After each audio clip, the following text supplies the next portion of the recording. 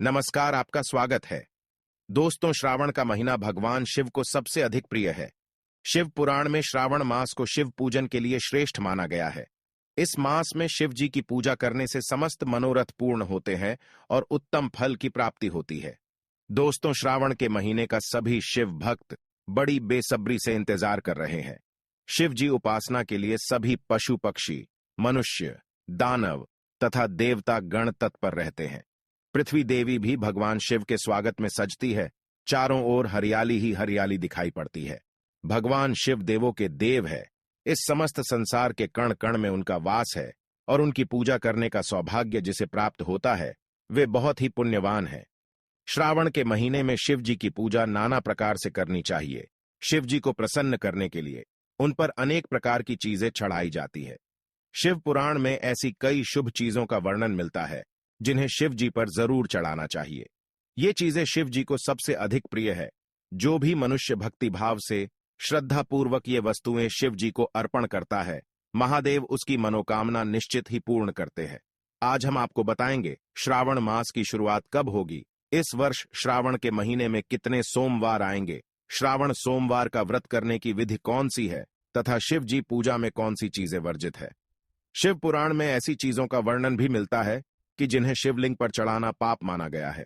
इसीलिए आप भी श्रावण में शिवलिंग का पूजन करते समय इन महत्वपूर्ण नियमों का पालन जरूर करें। तो चलिए जान लेते हैं श्रावण के महीने के संबंध में सभी महत्वपूर्ण नियम। दोस्तों, इस वर्ष श्रावण मास की शुरुआत 4 जुलाई मंगलवार के दिन से होगी। इस वर्ष श्रावण मास में बहुत ही शुभ संयोग का निर्माण हो रहा है। इसीलिए इस वर्ष भक्तों पर शिव जी की अधिक कृपा बरसेगी। इस वर्ष कुल 8 श्रावण सोमवार आ रहे हैं। इसीलिए इस वर्ष का श्रावण मास बहुत खास है। इनमें से 4 सोमवार के व्रत श्रावण मास से जुड़े हैं और 4 श्रावण सोमवार के व्रत अधिक श्रावण मास से जुड़े हैं। श्रावण मास में मल मास या पुरुषोत्तम मास के आने के कारण इस वर्ष श्रावण में 4 की जगह पर 8 सोमवार आने वाले हैं। पहला सोमवार का व्रत 10 जुलाई को रखा जाएगा, दूसरा 17 जुलाई, तीसरा 24 जुलाई, चौथा 31 जुलाई, पांचवा 7 अगस्त को, छठा 14 अगस्त को, सातवां 21 अगस्त को और 8वां सोमवार व्रत 28 अगस्त को रखा जाएगा। ऐसे में इस बार सावन पूरे 2 महीने तक रहने वाला है, यानी 58 दिन, न कम न ज्यादा। आइए जान लेते हैं सावन के महीने में भगवान शिव की पूजा कैसे करनी चाहिए। शिव जी को प्रसन्न करना ज्यादा कठिन भी नहीं होता है। बस उनकी प्रिय वस्तुओं को उन्हें समर्पित कर देने मात्र से ही वे प्रसन्न हो जाते हैं और अपने भक्तों को मनचाहा वरदान देते हैं और उनकी हर मनोकामना पूरी करते हैं। आइए जान लेते हैं श्रावण में शिवलिंग पर कौन सी चीजें चढ़ानी चाहिए और कौन सी नहीं। सबसे पहली वस्तु है बेलपत्र। शिव जी की पूजा सामग्री में बेलपत्र का होना अनिवार्य होता है। शिव जी को बेलपत्र अत्यंत प्रिय है क्योंकि यह शिव जी के तीनों नेत्रों का प्रतीक है। ऐसी मान्यता है कि बेलपत्र के 3 पत्तों के साथ मनुष्य अपने अंदर के सत्व, तम और रज, इन तीनों गुणों को शिव को समर्पित कर देता है और शिव की शरण में जाता है। ऐसा करने से शिव जी भी अपने भक्तों से संतुष्ट और प्रसन्न हो जाते हैं। श्रावण मास में तो शिव जी को बेलपत्र अवश्य अर्पण करना चाहिए। सावन महीने के हर सोमवार को शिव जी के मूल मंत्र ओम नमः शिवाय का जाप करते हुए शिव जी पर 108 बेलपत्र चढ़ाने से शिव जी की कृपा आप पर जल्दी होगी। याद रखिए कि बेलपत्र आपस में जुड़े हुए 3 पत्ते होना चाहिए और वह कहीं से भी फटा हुआ, कटा हुआ या छिद्र युक्त नहीं होना चाहिए। दूसरी वस्तु है गंगा जल या पंचामृत से अभिषेक। श्रावण मास में आपने बहुत से लोगों को प्रतिदिन शिवलिंग पर अभिषेक करते हुए देखा होगा। इसके पीछे आध्यात्मिक कारण है। शिवलिंग पर जल चढ़ाने से शिव जी को शीतलता प्राप्त होती है और शिव जी के मस्तक की भीषण अग्नि भी शांत रहती है। इसीलिए शिव जी को जल अत्यंत प्रिय है। कच्चा दूध, गंगा जल, पंचामृत, घी, तेल, तिल या मात्र शुद्ध जल से भी किया गया अभिषेक शिव जी को अति प्रसन्न कर देता है। इसलिए श्रावण मास में आप भी भोलेनाथ को प्रसन्न करने के लिए शिव मंदिर में जाकर या फिर घर में ही शिवलिंग स्थापित करके शिव जी का अभिषेक जरूर करें। तीसरी वस्तु है अक्षत। शिव जी की पूजा सामग्री में अक्षत यानी कि चावल के बिना टूटे हुए दाने होना बहुत जरूरी है। अक्षत नहीं होने पर शिव जी की पूजा अधूरी मानी जाती है। इसलिए शिव जी को अक्षत जरूर चढ़ाएं। चौथी वस्तु है कपूर। शिव जी स्वयं ही कपूर की तरह वर्ण वाले और उज्ज्वल है। कर्पूर गौरम का अर्थ है कर्पूर के समान गौर वर्ण वाले। कपूर की सुगंध वातावरण को पवित्र कर देती है, इसलिए शिव जी को कपूर अत्यंत प्रिय है। श्रावण मास में तो सुबह शाम अपने घर में कपूर जलाना बहुत ही शुभ होता है। पांचवी वस्तु है दूध। श्रावण मास में शिव जी को गाय का कच्चा दूध अर्पित करने से भी भोलेनाथ बड़े ही प्रसन्न होते हैं। श्रावण मास में मनुष्य को स्वयं दूध न पीते हुए भगवान शिव को अर्पित करना चाहिए। इसके पीछे ऐसी मान्यता है कि श्रावण मास में मनुष्य के स्वास्थ्य के लिए दूध हानिकारक होता है, इसलिए संपूर्ण मानव जाति की रक्षा के लिए जिस नीलकंठ भगवान ने स्वयं विष पी लिया था, वही शिव जी इस माह भी अपने भक्तों की सुरक्षा के लिए उनके द्वारा चढ़ाया गया दूध बड़ी ही प्रसन्नता से स्वीकार कर लेते हैं। छठी वस्तु है रुद्राक्ष। कहा जाता है कि रुद्राक्ष यह शिव जी के नेत्र से गिरी आंसुओं की बूंदें हैं, इसलिए रुद्राक्ष हमारे लिए भी अत्यंत शुभ होते हैं।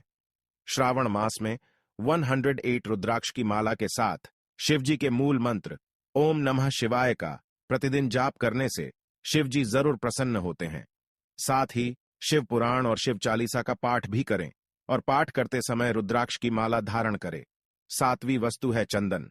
शिवलिंग पर चंदन का लेप लगाया जाता है और शिव जी के मस्तक पर चंदन का तिलक किया जाता है। चंदन की शीतलता और सुवास से शिव जी अति प्रसन्न होते हैं। आठवीं वस्तु है धतूरा। शिव जी को धतूरा बहुत प्रिय होता है। इसका कारण यह है कि जब शिव जी ने समुद्र मंथन से निकले विष का सेवन किया था, तो उसकी दाह से वे व्याकुल हो उठे। तब देवताओं द्वारा उन्हें बेल, धतूरा आदि औषधि देकर उनका उपचार किया गया था। तभी से शिव जी को धतूरा बहुत प्रिय है, इसलिए श्रावण मास में शिव जी को धतूरा जरूर चढ़ाएं। नौवीं वस्तु है आंकड़े का फूल। शिव जी को विशेष रूप से सफेद रंग के फूल बहुत पसंद है और सभी फूलों में से आंकड़े का फूल उन्हें विशेष रूप से प्रसन्न करता है, इसलिए श्रावण मास में शिव जी को आंकड़े का फूल जरूर चढ़ाएं। 10वीं वस्तु है भस्म। कई भक्त शिव जी को भस्म अर्पित करते हैं। शिव जी को भस्म इसलिए प्रिय है क्योंकि भस्म मृत व्यक्ति की चिता से बनी होती है, जो सुख दुख की अनुभूतियों से परे है और अत्यंत पवित्र है। उसमें किसी भी प्रकार का गुण अवगुण नहीं होता है और वह सांसारिक जीवन के प्रपंचों से मुक्त है। इसलिए गुणों से युक्त उस भस्म को शिव जी अपने तन से लपेटकर आनंद और शांति का अनुभव करते हैं। तो दोस्तों, इस प्रकार से आप भी भगवान शिव पर ये चीजें जरूर चढ़ाए। आइए अब जानते हैं शिव जी पर कौन सी चीजें नहीं चढ़ानी चाहिए। सबसे पहली वस्तु है तुलसी के पत्र। वैसे तो तुलसी की पत्तियां हर पूजा में काम आती है, लेकिन इनका उपयोग भगवान शिव की पूजा के लिए नहीं करना चाहिए। एक श्राप के कारण भगवान शिव अपनी भक्त तुलसी का मान रखने के लिए उसके पत्र को पूजा में स्वीकार नहीं करते हैं। अगर कोई मनुष्य शिवलिंग पर तुलसी के पत्र चढ़ाता है अथवा शिवलिंग को तुलसी के समीप रखता है, तो शिव जी उस पर बहुत क्रोधित हो जाते हैं। इसीलिए यह गलती कभी नहीं करनी चाहिए। दूसरी वस्तु है शंख। भगवान शिव की पूजा में शंख का उपयोग वर्जित होता है। दैत्य शंखचूड़ के अत्याचारों से देवता परेशान थे। भगवान शंकर ने त्रिशूल से उसका वध किया था, जिसके बाद उसका शरीर भस्म हो गया। शंखचूड़ के भस्म से ही शंख की उत्पत्ति हुई थी। यही कारण है कि शिवजी की पूजा में शंख का उपयोग नहीं किया जाता और शिवजी को कभी भी शंख से जल अर्पित नहीं किया जाता है। तीसरे हैं केतकी के फूल।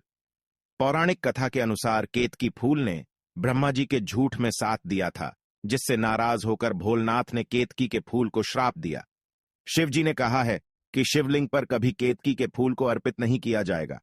इसी श्राप के बाद से शिव को केतकी के फूल अर्पित किया जाना अशुभ माना जाता है। चौथी चीज है कुमकुम। दोस्तों, कुमकुम का प्रयोग शिवलिंग पर कभी नहीं करना चाहिए। आप शिवलिंग के नीचे कुमकुम लगा सकते हैं, लेकिन शिवलिंग पर कुमकुम लगाना वर्जित बताया गया है। इसके साथ ही हल्दी के विषय में भी यही बात कही गई है। हल्दी भी शिवलिंग पर नहीं लगानी चाहिए, इसे पाप माना गया है। अगर गलती से आप शिवलिंग पर कुमकुम अथवा हल्दी लगाते हैं, तो शिव जी से क्षमा मांगकर शिवलिंग को स्वच्छ कर दे। शिवलिंग पर आप त्रिपुंड अवश्य बनाए। त्रिपुंड से शिव जी बहुत प्रसन्न होते हैं। तो दोस्तों, ये थी वह चीजें जो शिवलिंग पर कभी ना ही चढ़ानी चाहिए। उम्मीद है आपको यह महत्वपूर्ण जानकारी अच्छी लगी होगी। वीडियो को लाइक जरूर करें और कमेंट में हर हर महादेव जरूर लिखें। साथ ही चैनल को सब्सक्राइब करना ना भूले। आप सभी का धन्यवाद।